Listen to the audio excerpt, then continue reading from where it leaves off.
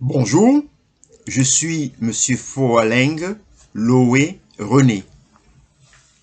Aujourd'hui, dans le cadre du cours sur les grandes théories économiques, nous allons voir le chapitre 23 intitulé La théorie des avantages comparatifs. Introduction.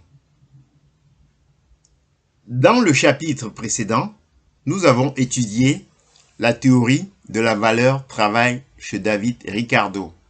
Aujourd'hui, nous allons découvrir l'une de ses contributions les plus célèbres, la théorie des avantages comparatifs. Mais avant de commencer, voici un petit exercice. Exercice du jour. Imaginons deux pays, le pays A et le pays B. Les deux pays peuvent produire du café et des vêtements. Le pays A est le plus productif que le pays B dans les deux productions.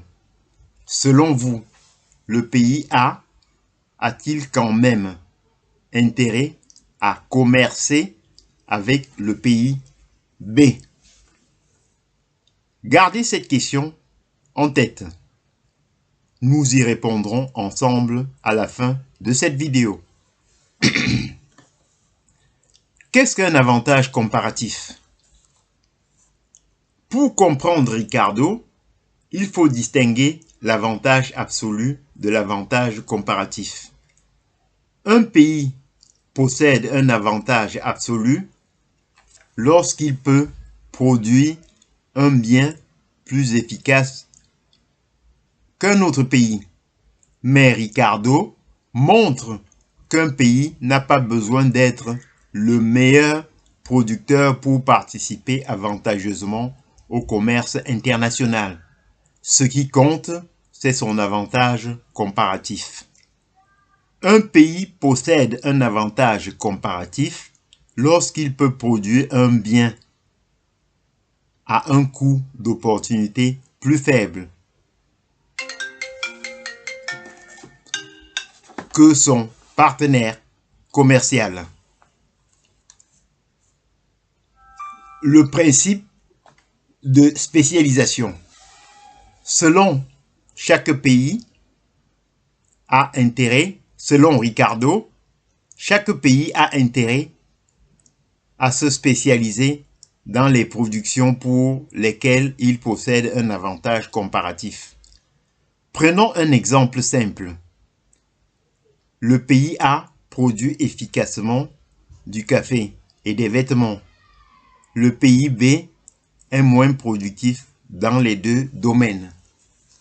Mais supposons que le pays A soit particulièrement performant dans la production de vêtements, tandis que le désavantage du pays B soit moins important dans la production de café. Le pays A peut alors se spécialiser davantage dans les vêtements. Le pays B peut se spécialiser davantage dans le café.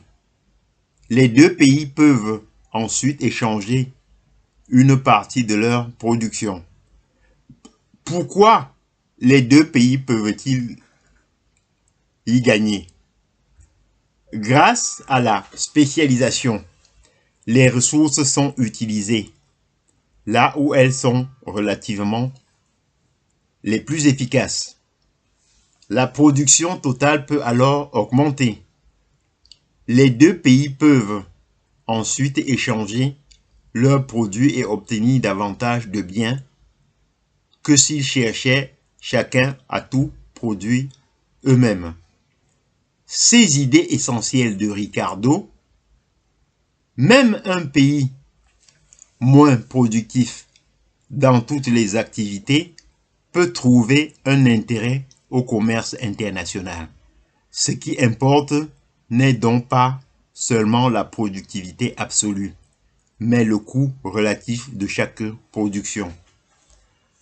Un exemple de la vie quotidienne. Cette idée peut également s'appliquer à deux personnes.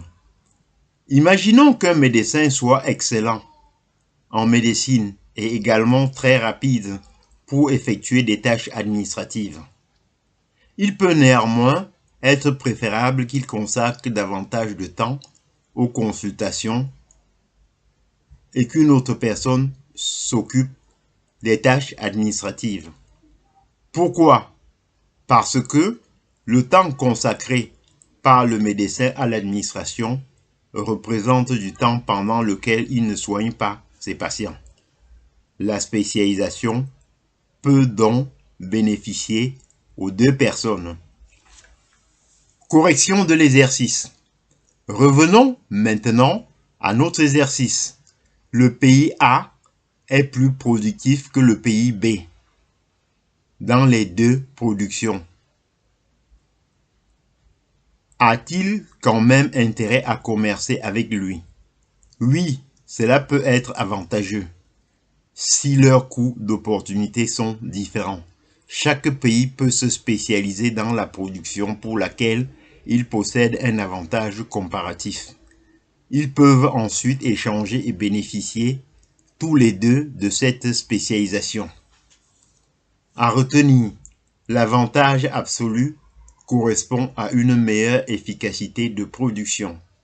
L'avantage comparatif repose sur le coût d'opportunité. Chaque pays peut se spécialiser dans ce qu'il produit relativement le plus avantageusement. Même un pays moins productif dans plusieurs domaines peut bénéficier des échanges.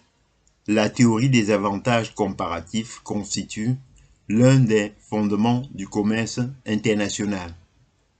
Conclusion. Dans ce chapitre, nous avons découvert pourquoi David Ricardo considère que la spécialisation et les échanges peuvent profiter à plusieurs pays.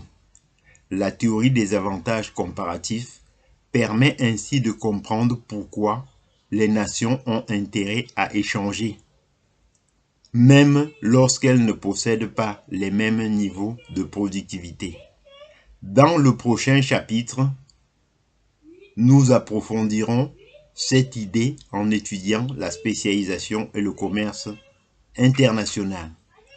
Abonnez-vous à la chaîne Foaling Loé René pour découvrir le chapitre 24, la spécialisation et le commerce international. J'en ai terminé et je vous en remercie.